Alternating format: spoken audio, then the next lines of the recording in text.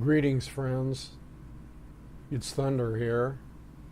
Day after Thanksgiving, the day after they committed genocide on the Native Americans or began the genocide. I hope everybody's stuffed and feels good, whatever turns you on. I wanted to talk today about the plan. I read an article, that one I told you I was going to read and I sent to you, and then pieces of the puzzle seem to be coming together here, for me anyway. We'll see if it's the same for you. You can give me feedback on it. But this is really kind of complicated, but yet it's not so complicated. So according to this article I read, which seems to be pretty well researched and credible, okay, it sheds a lot of light on what's going on with Putin's Russia and Obama's America, or the West. Let's just say the West. So the thing is, the way it breaks down is that let me break it down into like 3 categories. I hope I get this right. Just bear with me here. A, okay, B, and C. Okay, now A would be Putin's plan, okay, or Putin's moves on the chessboard of life, or the world's chessboard. And these moves are rather brilliant, mainly because he surrounds himself with brilliant people. And he's got this economist that advises him and lays out a plan for him, okay, regarding the West. Now, why he went this way? Probably because he saw the West moving in a long time ago with NATO and their missile bases and stationing them near Russia and all that good shit. You can speculate on that all you want, but it seems like Putin got a jump on the West and checkmated them. Okay. Now, how did he do this? Well, if you listen to me, you'll find it's fairly simple, according to this article. Okay, so number 1, Putin sells goods and services, or goods. The goods being oil and uranium and coal and other things to the West, okay, because they need it. And evidently there was a survey done, an independent survey, that says that the West, or the world in general, cannot survive without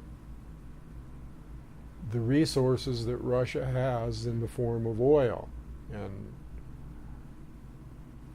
the form of gold, maybe, but oil basically.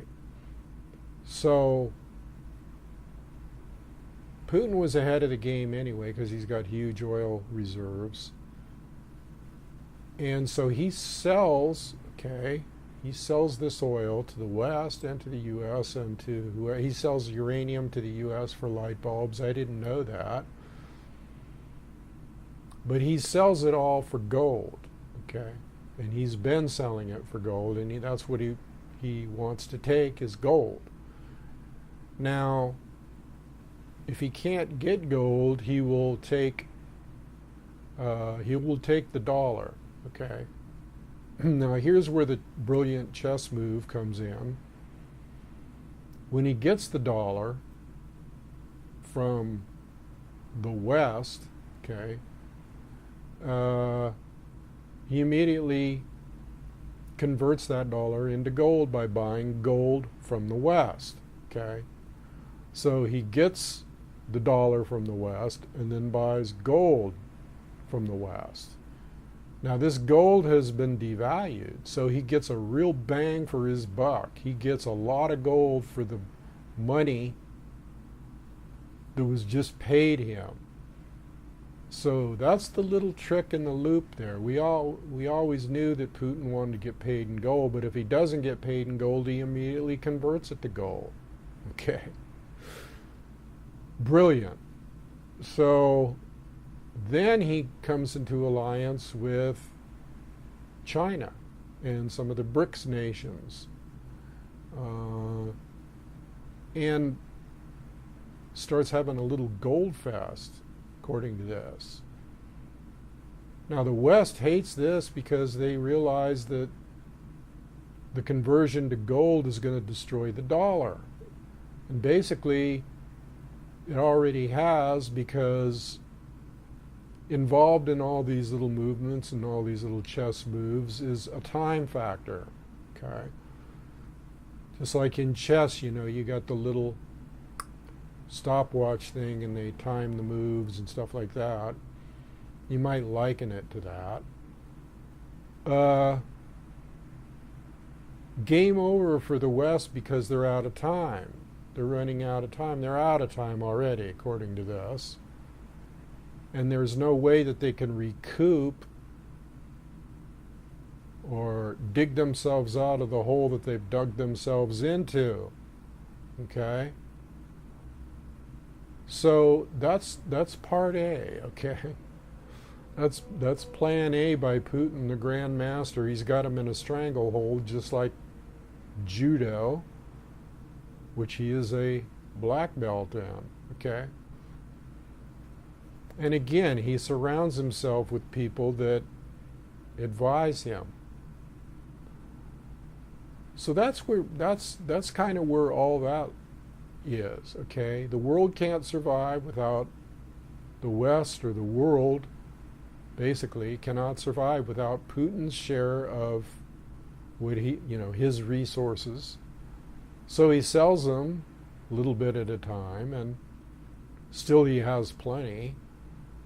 The West, the USA, I should say, might have enough resources fracking-wise to support, and from Saudi Arabia and whatever, to support themselves, but not the whole West, not the whole world. Okay. So that's where that lies. So let's go to part B now. Part B is the West's and the USA's desperate, okay, I want to emphasize desperate plan, which is really no plan at all. And that desperate plan includes all kinds of things, okay? It includes attacking Russia, demonizing Russia, supporting the skinhead Nazis and the terrorist Taliban in all kinds of different countries, which are related to taking over pipelines and getting additional fracking land and all kinds of shit like that, okay? And they're desperate because they're moving without thinking about how they're moving. Now, Putin has just got this big smile on his face, like the cat that swallowed the canary, because I always wondered why he didn't get more aggressive. Well, the reason that he didn't get more aggressive is because he realizes they're desperate. And he's got them right where he wants them. Now, supposedly, that's the case. Let's assume that's the case. Then it would make sense as to why the West is, and the U.S. and all these puppets are frantically trying any last-ditch effort that they can to get out of this hole, okay? By causing wars and turmoil and whatever they think they can do to get out of this, okay? To get back to being on top as far as having control, but they don't have control. They've already been checkmated. So it's kind of useless in a way. Now, Putin seeing this is, again, the reason he's not being real, super aggressive, although he's shoring up his interests, believe me, militarily, behind the scenes, He knows what he's doing. If he knows what he's doing on the financial thing, then he knows what he's doing on the other things. He's a master warrior. Okay? That's the way I see it right now. Now, as the West futilely attempts to do all this stuff, he doesn't want to push them too hard. It looks like they're pushing him, but in reality, excuse me, in reality, if he pushed the, if he, well, he's already pushed him. I guess he's just basically trying to keep a little bit of coolness in the air so that they don't push the nuke button, bingo, they go, get so out of hand or so desperate that they push the nuke button. He doesn't really want that. Nobody wants that, because that would mean destruction of the planet and all life on it. Okay, so that's the West and their plan to try to capture pipelines, demonize Russia, bring down Russia, because Russia has them in a stranglehold, or it's got their arm locked behind their back. Okay. Now, so we had plan A by Russia and plan B, the retaliatory thing. And this might be likened to Ouroboros, which is the snake eating its own tail. That's where the West is right now. The snake eating its own tail doesn't have anywhere to go except desperation. Okay, now I'm going to go to C here, A, B, C. C is see what's going on in America and see what's going on with the corporate interests, and because you're thinking, well, if they're out of money, if they're financially broke, and we know that they're trying to hide the fact that they're financially broke. So where are these corporations that are moving into the cities and buying up all the land and putting up all these condos, and where are they getting the money to do that? Where are they getting the money to? Well, they're printing it. And so the way I see it in this C part is that, and I don't know exactly what's going on with that, but the way I see it is that they're dividing up America. They're slicing and dicing America up, and the lower class is what the middle class used to be. There is no middle class, and then you have the elite, right?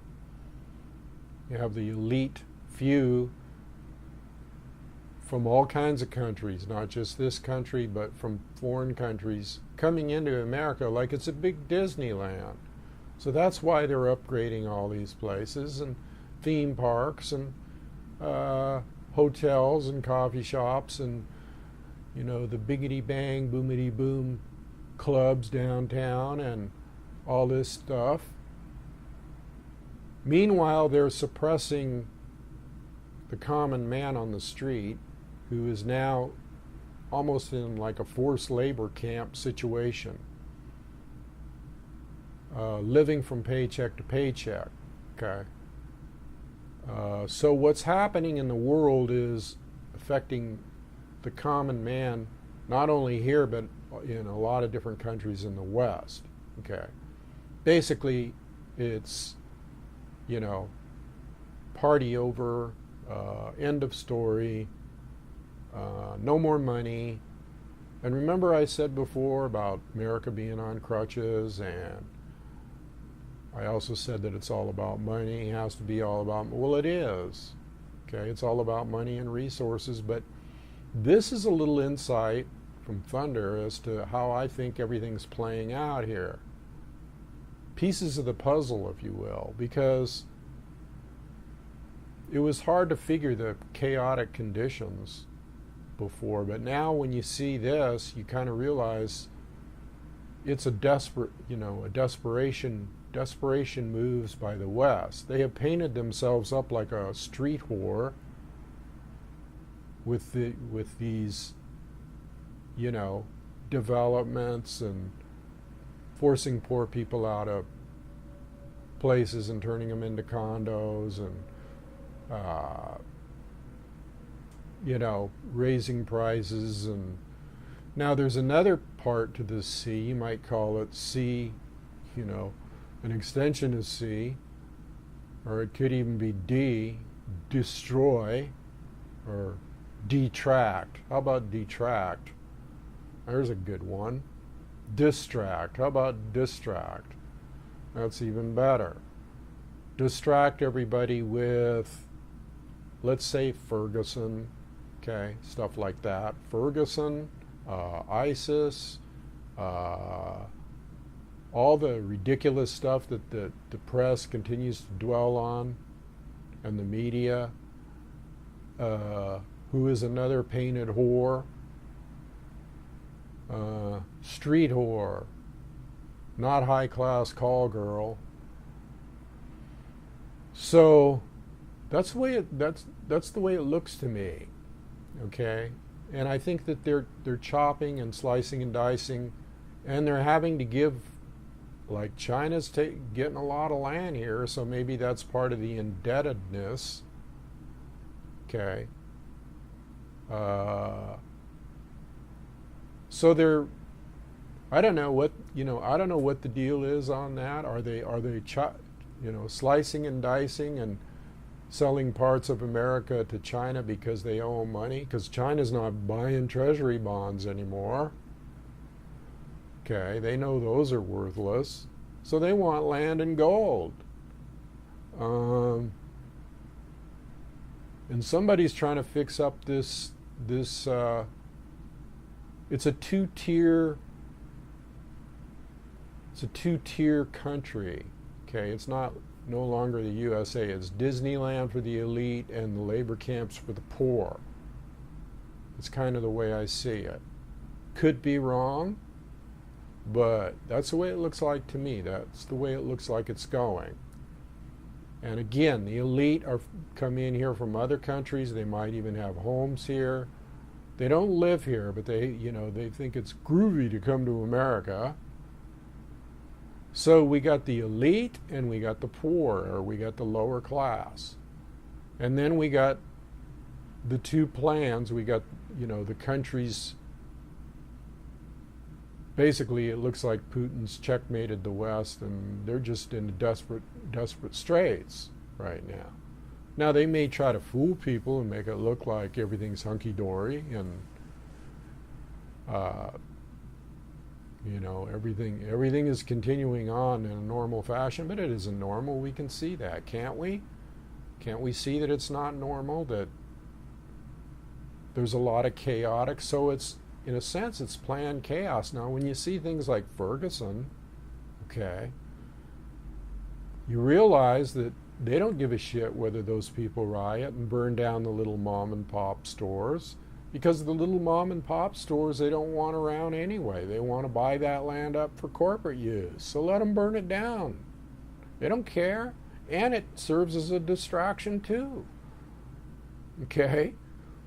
To the people that get all distracted by that and don't realize that the West is in a desperate mode. And they don't want people to realize that they're in a desperate mode. Does this make sense to you people? If it does, I want you to comment on it. Give me some feedback. This all just kind of came to me after reading that article. I'm thinking, yeah, this makes sense now. It makes sense. Okay. So to review, Thunder's review of the world. A, Putin checkmates the West through the means of the dollar and the gold, and buying back their own gold because they, put the gold prices so low that he can buy it cheaper, and they cut their own throat, basically. Okay, so you have that, and then you have B, you have the desperate moves by the West in retaliation, or, going, help us, we got to get out of this. Now, there's disarray. These are desperate moves, because if you look at you look at the hierarchy in Russia, you don't see a bunch of shuffling around of people and like you do here, like, with Hegel and Holder and Beeble and Bobble and going in and out and arguing and replacing all the generals here. Hello. That tells me right there there's a lot of infighting. Okay. And a lot of getting rid of those that want to go along with, or those that it's a mess. Okay. It's a mess. There's a lot of shuffling around going on in the Congress and the White House, and people coming and going and people getting kicked out. So that just tells me right there that there's desperation going on and there's infighting going on as to what to do. Now somebody said, well, all the elite are going to live underground. Well, that might be true, but they're going to live above ground too, because they're building up these cities. What are they building it for? They're not building it for us. They must be building it for the elite, okay? Maybe they're going to come above ground once in a while and party and then go back under. Haven't quite got that figured out yet. That's a little bit of the piece of the puzzle that still doesn't make a whole lot of sense to me. I know that all these corporate people that are building all these buildings, my son even told me in Tennessee that they're, because he's in the construction business, that they're taking old buildings and just slapping up a facade on them and turning them into yuppie type, elite type, party type places, okay, and buildings and things like that. So, but he said the infrastructure inside of these buildings is ancient, okay. So it's a facade. It's like the painted whore I was telling you about. I don't want to give whores a bad name here, but because some of them have hearts of gold, but it's another story. So that's the way I see it, people. And so I'm going to kind of leave it there today, let you think about that, chew on that for a while and see what you guys come up with. But I'm telling you, if all this is true, then it's like a house of cards on the verge of collapse. It's like the Wizard of Oz. It's like it's all going to come tumbling down. So, let's think about this. And you guys give me some feedback. All right, I'll leave it there. This is Thunder, Walk the Red Road. Welcome to the new people that have subscribed. Hello to all you people out there that are my friends that I enjoy talking to. Walk the Red Road. Connect with Great Spirit. Adios.